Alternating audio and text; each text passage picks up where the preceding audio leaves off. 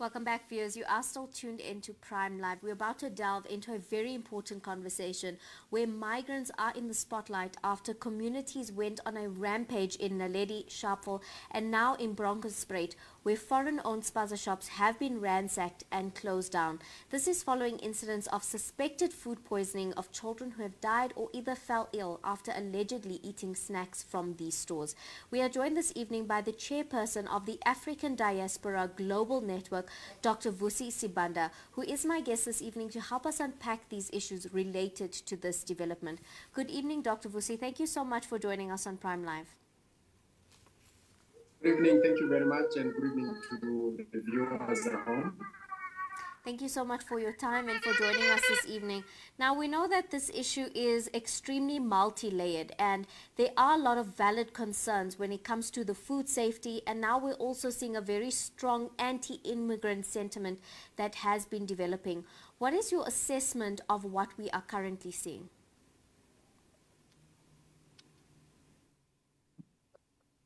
Well, I think as you have rightly said, unfortunately, we have got a very strong, migrant, rather a positivist attitude that seeks, obviously to, exclude migrants, from the mainstream economy. And as a result, what we've seen happening is that for quite a while now, we have seen a lot of people, politicians in the main, also that have been speaking about migrants, even when there is no reason. And as a result, what we see happening now, the bulk of the things that are happening so far. There hasn't been any scientific proof that migrants are responsible for whatever that has happened. And in fact, some of the things, if you remember the interview that, was had in one of the broadcasters from the environmental services, they practically said, the cause of the death was hippirimi, which was not found in the biscuits that were eaten, by the children, but a common substance that is found in communities because when they practice agriculture and so forth, which means that people have to look broader even into the communities, that where could this have come from, instead of ordinarily blaming migrants. It is a very sad, state of affairs when, a very dire situation like what we're faced with, where children are either falling sick and passing on, people start pointing fingers without any evidence. Look, we had the listeriosis issue, and that involved very big companies,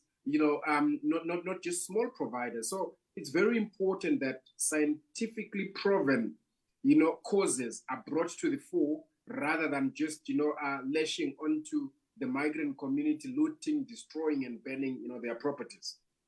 Thank you for sharing that information. I think it's very important for people to have a good understanding of what is actually at play here. And like you said, it can be incredibly dangerous to blame this entire issue on foreigners who are living in South Africa. So I think it can be very dangerous, and we've already seen a lot of spaza shops being bombarded, being dismantled and things like that because of incidences like this. I mean, we do understand the pain and the suffering of people who have lost their children. It is absolutely tragic, but we definitely, like you said, need to seek out the facts first before we start to point fingers at people. It can be a really violent situation if we let it go on like this. And we do have such a tragic situation of 6 children in Naledi, Soweto, who passed away after allegedly eating snacks from a local store. And the community there is extremely angry, and yes, rightfully so. And we have seen some violence erupting in those areas. What is your call to communities there, and how should authorities now be dealing with the tense situation that has already been erupting over communities across the country? I think the biggest challenge, is that even when we speak and try to advise the communities on the best course of action, we've got politicians that are unbridled, politicians that are very opportunistic, that fan out, these situations. Just 2 weeks ago, we had a whole class of grade 12, students that fell ill at a camp. There wasn't a migrant shop that was involved in that, because they were not buying from, a migrant shop, but it was a school that had organized an outing. We did not see this kind of outrage on trying to find out what could have happened. So I think what we are looking at this particular moment is to say, we need communities to act with a lot of restraint, and we need the law to take its course on those that obviously loot and destroy migrant shops, because these are people that form part of the communities on a 365 basis, or days per year. And on these rare occasions, when there's something sinister that happens, they then become villains and enemies without any proof, to that particular fact. But I think one of the major problems that we have that causes this is we have not seen, the law showing that kind of tough stance on the destruction of migrant properties for a very long period of time, when migrants are the target, of violence perpetuated by, natives and locals. We have always seen a laxity in how these issues are dealt with. But when there is anything that is suspected to have been dealt or done by a migrant, we see that the law itself, actually seems to be taking a very tough stance against that. Now, that kind of bias in dealing with people is what actually leads to the kind of situations that we currently are having now. So I think it's very important that communities must know that what they are doing, amounts to self-help and, vigilantism, and it is against the law and the constitution. And if the law really would take, its course, a lot of the people that are involved in this would find themselves locked behind bars for a long period of time. And some of them would have been victims in the sense that they would have lost their loved ones and they would be in grief. But unfortunately, when people decide to act outside the parameters of the law because of their grief, they then found themselves again being double victims, because then the law is going to be upon them. So we would want to urge, communities to work together, in a manner that will ensure that the real cause of these ailments and these deaths are found. And those that are found, let communities, the migrant communities and the native, work together to find the cause and the evidence. And if a migrant is found to be the source of this, let them be prosecuted to the full extent of the law. And if it is a native, let the same, level of prosecution be done, so that we can see that there is equality, in the manner in which people are treated before the law. I think your assessment is absolutely fair. And like you said, I do think there needs to be more action in terms of the government, in terms of allocating and being able to investigate the source of the deaths and the illnesses that have been taking place in communities. And I think the assessment you've shared with us just now is very, very accurate, in the sense that there's already a deep sense of xenophobia within South Africa already. And an incident like this and the violence that can erupt within communities because of, like you said, pointing a finger at foreigners in communities can create a pretty violent situation.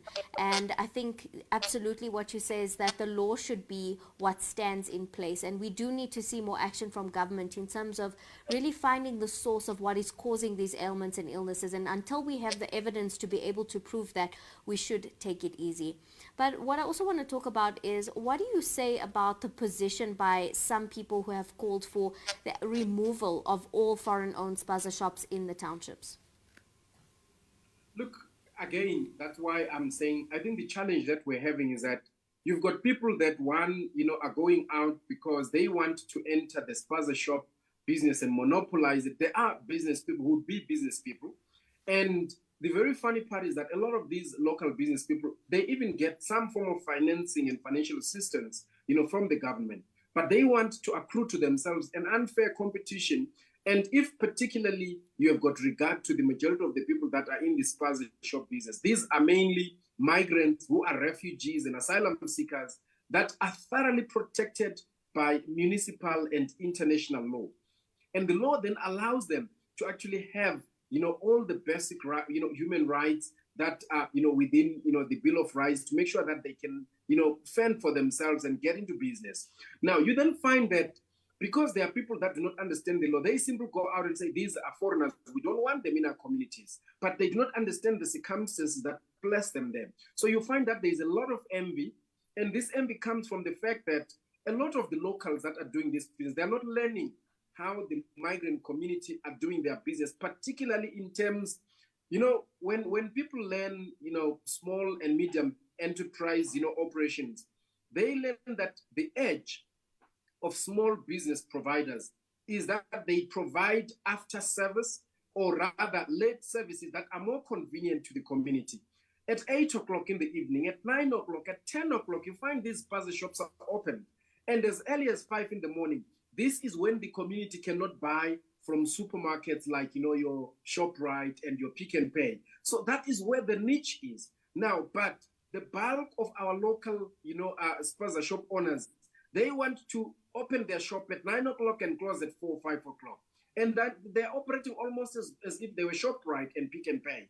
And they can never compete with people that operate so late to provide at that time when they need the product. So what we are seeing happening here is we're seeing a situation where people are failing to compete on a fair basis, and then without any evidence, they want to attack to remove the competition. And we see politicians as well that are trying to get those votes, that they want to speak with those people that are disgruntled, encouraging them to fight, the foreigners. So we need, one, politicians to be taken to account in Parliament and anywhere else, wherever they speak, out of 10, and particularly against, people that are protected by the law. Dr. Vusi, thank you so much for joining us this evening, as well as sharing some very vital information regarding the developments, as well as the lack of evidence to be able to prove that foreign spaza shop owners are responsible for the deaths and illnesses of the children that we have been seeing across communities and townships in South Africa. I think you've relayed a lot of important information for communities and South Africans to also take into consideration before taking very drastic, violent measures against these people. So thank you so much for joining us and for sharing your insight and your time with us this evening. Thank you, and good evening to you and the viewers. Viewers at home, that was Dr. Vusi talking about the developments regarding these spaza shops, and particularly the accusations that the deaths and illnesses pertaining to food poisoning of children in townships and communities has been related to snacks purchased at spaza shops, particularly owned by foreigners. But you can let us know your thoughts on our social media platforms. Is the violence warranted by community members? Yes, of course, they are grieving the loss of young children, but do let us know on our social media platforms, is there enough evidence as yet, in your opinion, for us to take our own action, or should we be leaving the law to do its job? On that note, viewers at home, it is time for us to head over to an ad break, and we'll come right back.